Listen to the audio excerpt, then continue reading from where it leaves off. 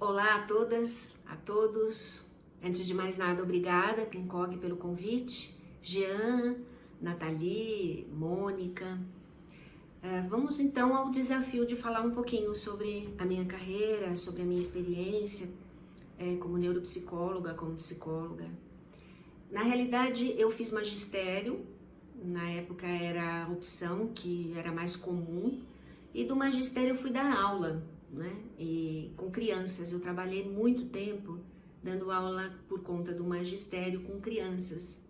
E no começo da faculdade, eu também atuava ainda como professora em pré-escola. Então, a minha opção de faculdade como psicóloga, ela era uma opção, mas não era exatamente aquilo que eu tinha já planejado desde sempre. Eu queria dar aula, essa era a minha vontade, por isso que eu fiz magistério e tudo mais. Então, quando eu fiz o meu vestibular, eu lembro que uma amiga minha, que foi minha amiga desde o primeiro ano primário, a Aninha, ela tinha passado na PUC para fazer pedagogia. E aí eu me incentivei também, fiz pedagogia e fiz psicologia por uma amiga da minha irmã que fazia psicologia, falou para minha irmã falou para mim, eu falei, tá bom, vamos, por que não? Eu fiz porque eu era treineira naquela época, então eu ainda estava finalizando o magistério e fui experimentar o que era fazer o vestibular, fiz, passei e comecei a gostar da faculdade, assim, de como que funcionava a dinâmica, as matérias. E foi aí que eu comecei a me encantar com a psicologia, na realidade. Eu lembro que eu ia para as aulas, eu peguei uma época de direta já. Então, todas as faculdades estavam em greve, faltando professores e tudo mais. E eu, na minha faculdade, os professores davam aula. E eu achava isso um máximo. Como assim? Isso, inclusive, fez com que eu optasse a não ficar na pedagogia, que eu estava fazendo na PUC, à noite com essa minha amiga, e fiquei só por conta da psicologia. Na época era a Faculdade Objetivo, que hoje é a Unip, né? Na época não era ainda o que é hoje, ela só tinha esse campus, e se não me engano eu fui a segunda ou terceira turma de psicologia a ser formada, né? Tava bem realmente no início, uma faculdade que eu realmente senti muito prazer em fazer. E como eu comentei, no último ano eu precisava fazer alguns estágios, e por conta desse estágio eu fui para a empresa fazer um estágio, conhecer como que era o ambiente, e tudo mudou. Eu conheci um mundo empresarial. Eu comecei como estagiária, aí depois meio que como trainee, que eles chamavam, né? Eu fiquei um tempo, pouco tempo, eu comecei na área de recursos humanos, depois teve uma oportunidade de um trabalho, aí já não mais como estagiária, mas como assistente júnior naquela época, como se chamava, e eu comecei a trabalhar na área também de recursos humanos, mas não mais como selecionadora, já era como treinamento. E eu confesso a vocês que isso era meio que dar aula, né? E me encantou, me deslumbrou, era um mundo fascinante. Então, eu não fui para a psicologia logo de cara para atuar com clínica ou com qualquer outra. Aliás, eu lembro que na época eu falava para as minhas amigas, eu não vou ter paciência de aguentar chororô de paciente do outro lado da cadeira. Não tenho a menor paciência para isso. Como o mundo dá volta, né? É o que eu tenho a dizer agora. Então eu fui como trabalhar em empresa, na área de recursos humanos, depois para a área de recursos humanos ainda, mas em treinamento, fazendo parte de integração, dando cursos ou desenvolvendo cursos internos na empresa. A empresa ela tinha um foco muito grande de instrumentalizar os profissionais, principalmente na área de informática, que era onde eu atuava diretamente. E foi uma experiência muito gratificante. Eu fiz uma ascensão muito rápida, né? De repente, em 11 anos de empresa, de empresarial, né, de trabalho empresarial, eu já estava como gerente, não mais na área de recursos humanos, eu fui adquirindo novas oportunidades dentro da empresa, mudando de empresas, inclusive, fui fazendo uma carreira e que eu achei que eu fosse me desenvolver em carreira empresarial, confesso a vocês. Mas a vida vai nos levando para caminhos que nem sabemos por que a gente se surpreende. Eu hoje, com a idade que eu tô, né, os meus 56 anos, que não são poucos, também não são muitos, acho que ainda tem muito caminho, né, tem muito chão ainda, mas o suficiente para a gente olhar para trás e perceber algumas coisas que a gente evitou, outras que a gente fugiu, porque não tinha amadurecimento ou porque era o que dava naquele momento para fazer. E também porque o mundo empresarial é deslumbrante. Você conhece pessoas, você adquire um certo status, uma admiração, um respeito, fora a questão financeira, que acaba sendo também outro fator que vai te levando para esse ambiente e vai te seduzindo, e quando você vê, já se passaram os anos. E eu agora falando um pouco dessas questões de desafios, né, como psicóloga de base sempre, mas eu fui tendo outras oportunidades e eu terminei numa empresa que era uma seguradora. Porque eu terminei, né? Porque hoje eu tô completamente fora desse tipo de ambiente empresarial. E aí eu acho que vale a pena começar a falar um pouquinho desses desafios que me foi pedido para falar com relação à questão profissional. Um pouco pela necessidade do momento, que quando a gente vê, a gente, bom, tá bom aqui, deixa eu ficando. Mas eu tenho uma característica de que eu entro muito de cabeça nas coisas, né? E como tudo, tem um lado positivo, tem um lado não tão positivo assim, mas fato é que eu, por conta de entrar muito de cabeça, sou muito intensa nas coisas que eu faço, e aí tem o olhar de algumas pessoas dizendo que eu sou o famoso workaholic, trabalho. Realmente, eu gosto muito de trabalhar e eu me refugiei de muitos problemas pessoais no trabalho, né? A compulsão pelo trabalho, em muitos momentos da minha vida, foi o que me manteve de pé, para não olhar para algumas questões, para não ter agora não. E foi muito bom, né? Tudo a seu tempo. Eu acho que o amadurecimento vai mostrando pra gente que tudo tem seu tempo. E o importante é a gente estar aberto para não perder as oportunidades. E como eu comentei, eu sempre fui uma pessoa muito dedicada. Então, bora lá, vamos, arregaça a manga e bora lá, não tem tempo ruim. E por conta disso, a gente acaba se destacando.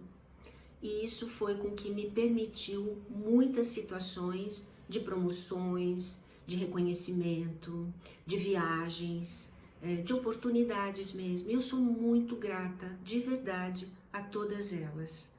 Fizeram com que eu amadurecesse, conhecesse pessoas incríveis, das quais eu sou amiga até hoje, né? Então, acho que tudo vale a pena. O importante é a gente não ficar reclamando das coisas que nos aconteceram, que não foram tão boas assim, e olhar pelo lado positivo. Eu tenho uma experiência pessoal que eu gostaria de dividir com vocês, que eu, no último momento que eu estava trabalhando em empresa, nessa seguradora, houve uma suspeita da minha pessoa, por conta de estar ligada ao meu diretor-presidente, que eu estava adquirindo de forma inadvertidamente errada, né? Ou estava adquirindo favores de maneira escusas. E eu trabalhava numa empresa internacional, o meu presidente foi afastado, e porque eu me reportava diretamente a ele e cuidava de uma determinada conta, que essa conta ficou sob suspeita, eu também entrei nessa auditoria. E foram 4 meses de tortura completa. Até que chegou um momento em que eu cheguei para o meu diretor de recursos humanos, e na época, isso já faz muito tempo, não existia esse conceito de assédio moral, de assédios de um modo geral. Não existia isso. Mas eu estava agora olhando, tendo todo esse assédio. Então, meu presidente afastada, eu era a diretora, na época eu cheguei como diretora, responsável por tudo que tinha que divulgar daquelas informações. E eu era literalmente questionada de uma forma jocosa, em público, em reunião com os meus pares, com os outros diretores. Ah, mas será que é isto mesmo? Da onde veio este valor? Da onde surgiu este dinheiro? Enfim, das coisas mais terríveis. E eu lembro que na época eu tive muito apoio de muitas pessoas, de colegas e do meu marido na época, né? E ele dizia para mim: eu sei o quanto você é honesta, então fique até o final para que provem e que você se sinta bem com tudo isso que está acontecendo. E é verdade, hoje eu sou muito grata por tudo que eu passei, apesar de ter sido muito sofrido, mas o suficiente para que eu fizesse uma reflexão a ponto de pensar assim: pera um pouquinho, cheguei até aqui, lutei tanto para fazer uma carreira, para chegar como diretora, depois desse cargo, para onde mais eu vou? A exposição de quanto mais você fica, a cadeia vai diminuindo, né, do nível de diretorias e tudo mais, você está cada vez mais lá em cima, e assim, não tem ninguém que fique meio que diminuindo a intensidade do impacto, né? Porque quando a gente tem vários chefes, o chefe maior recebe e vai diluindo até chegar em você de alguma maneira, né? Ou pelo menos deveria ser assim. Quando você tá lá em cima, é direto. E assim, foi muito complicado. E eu lembro que eu fiquei 4 meses, e aí chegou um determinado momento que eu falei com o meu diretor de recursos humanos o seguinte: olha, eu vou ficar até o último minuto que vocês achem que eu esteja sendo útil aqui. Eu já falei, já mostrei, já provei. Tinham auditores, né, da empresa internacional que ficavam na minha sala. Eu não tinha acesso a nada, nem ao meu computador. Eles estavam vasculhando absolutamente tudo. E por conta dessa experiência, eu falei para ele que eu ficaria, não tem problema nenhum, e que eu iria disponibilizar todas as minhas contas bancárias, o meu imposto de renda, e que em seguida, quando eu mostrasse que eu realmente nunca tinha adquirido nada que não fosse justo, eu iria entrar com um processo contra a empresa. Na época não se falava disso, enfim. Aí ele me fez um acordo, conversou com as empresas, e aí os auditores realmente não acharam nada. Eu disponibilizei todos os valores, né, as contas correntes e saldos, extratos e tal. E para que eu não fizesse nada com a empresa, eles me mandaram embora fazendo um belo acordo. Realmente sou muito grata por esse acordo.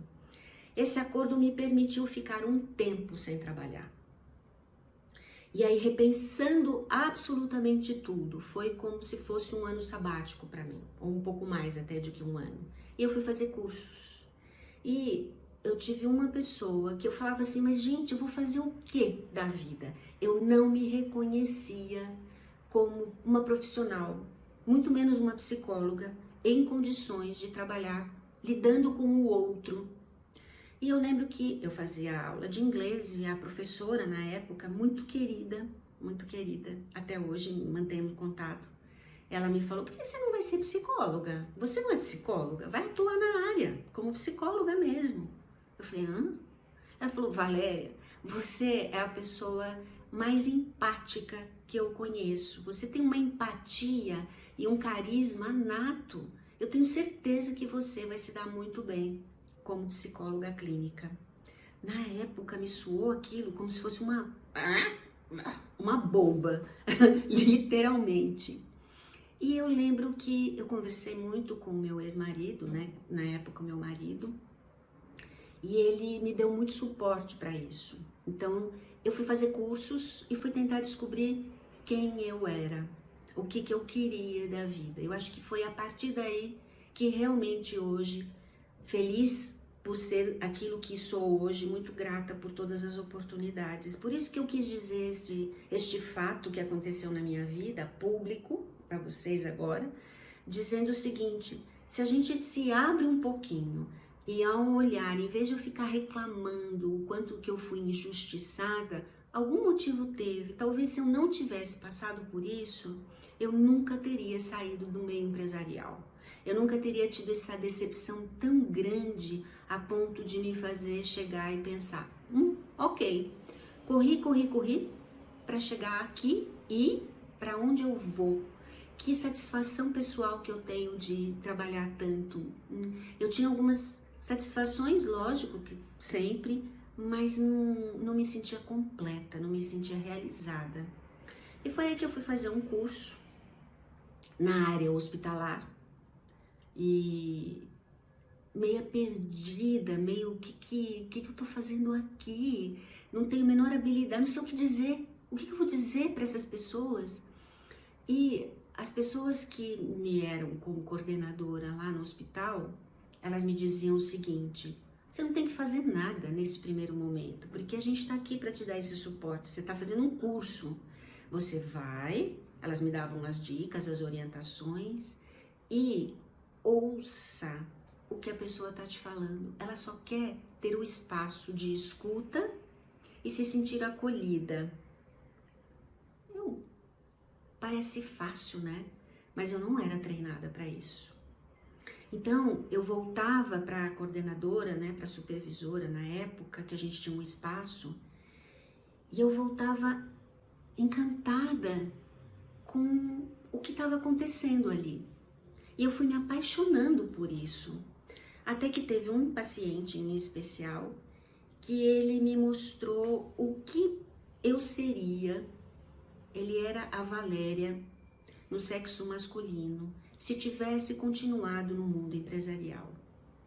Ele tinha uma história muito parecida com a minha história, de correr atrás, de querer conquistar, de querer ser a melhor, de querer ser o diferencial na empresa, de querer absorver tudo. E ele teve, aos 40 e poucos anos, muito próximo da idade que eu tinha, na época eu estava com 38, 40, mais ou menos isso, porque eu reiniciei nessa carreira de neuropsicologia, de psicóloga clínica, já bem mais para frente, né? Não saí da faculdade e meio que fui fazendo a minha carreira nessa área de clínica. E aí, por conta disso, eu me apaixonei em ser ouvinte, em ser psicóloga clínica. E aí eu fui atrás de mais cursos, né? Fui correr atrás do prejuízo de muito tempo ter ficado fora dessa área. E foi assim que eu fui me descobrindo como psicóloga na época hospitalar.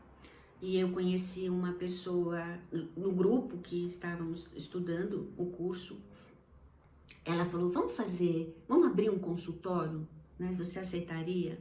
Então fomos em 3 amigas montar esse consultório, onde tudo começou na área clínica e com supervisão, né, assim, tudo que o by the book, para tentar me respaldar do mínimo, pelo menos possível, para eu voltar para ser psicóloga clínica e não mais empresarial. E eu fui conhecendo pessoas incríveis, maravilhosas. A dona da clínica hoje é a minha melhor amiga, né? Depois de tantos anos, já saí de lá, mas a amizade continuou.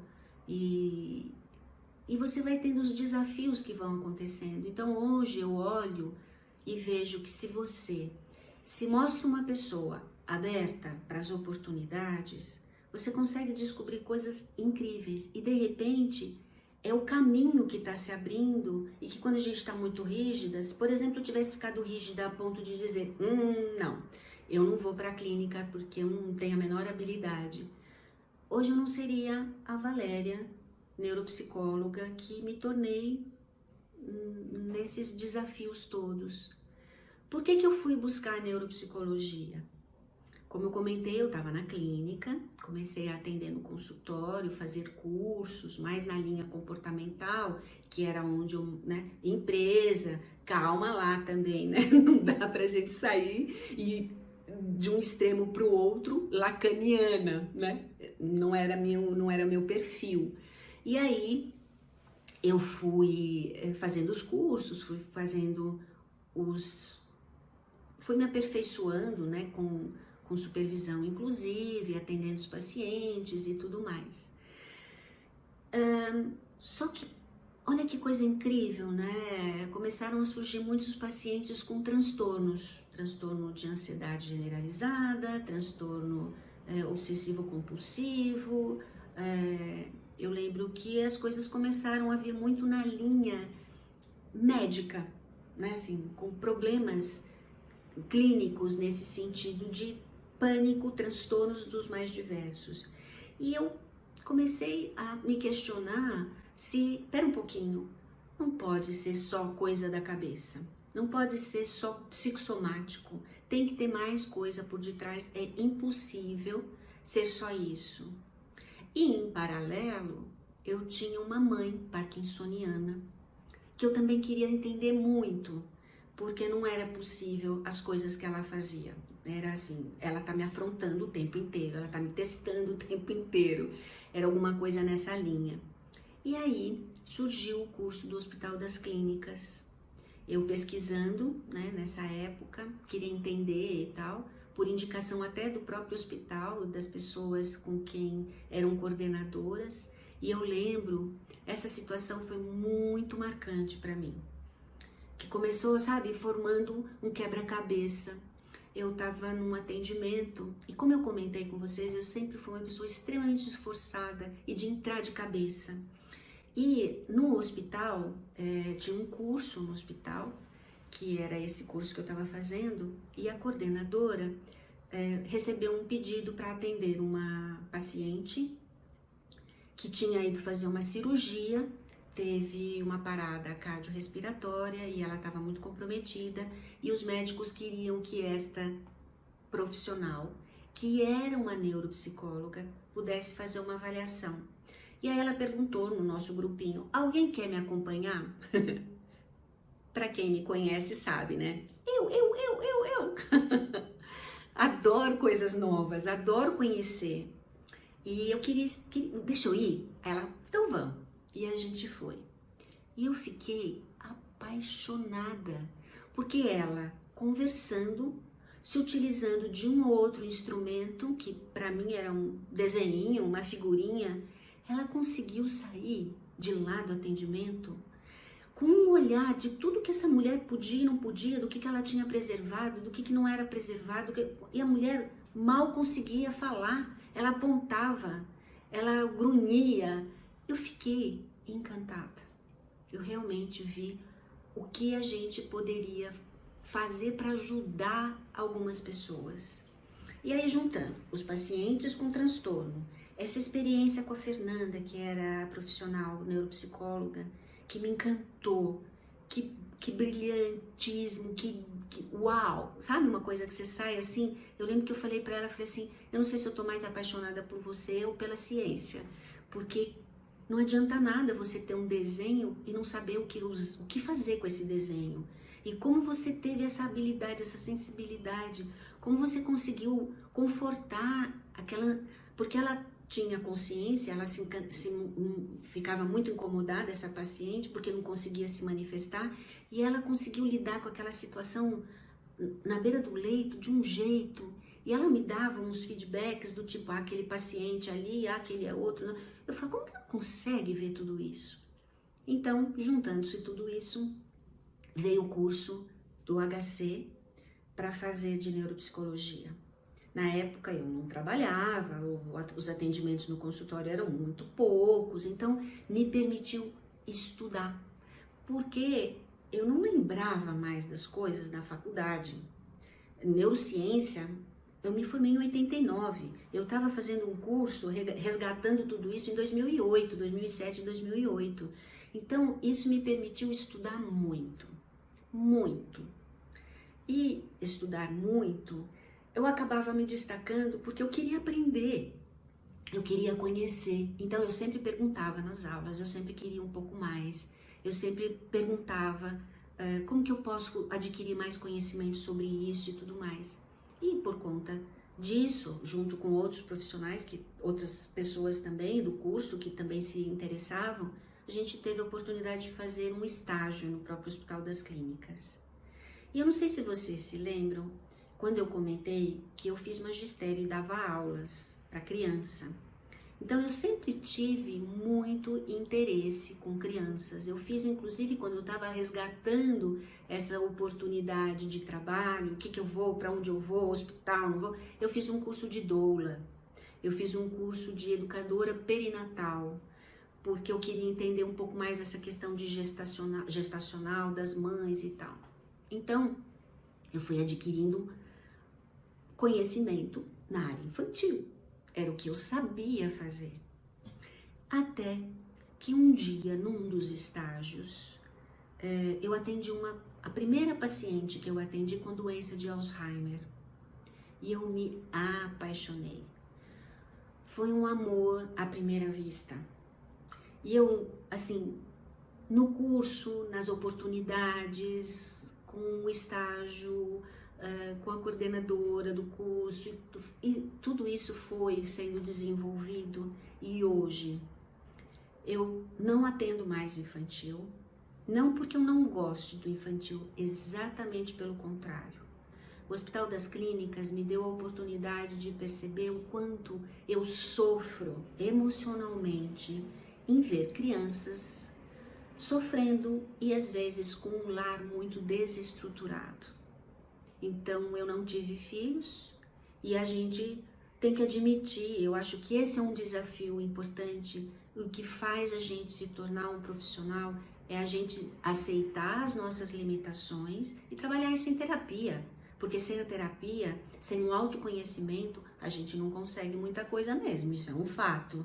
Mas eu acredito muito piamente de que quando a gente se olha e aceita as limitações, em dizer eu não dou conta, vai para aquilo que o teu coração te mostra que isso vale a pena.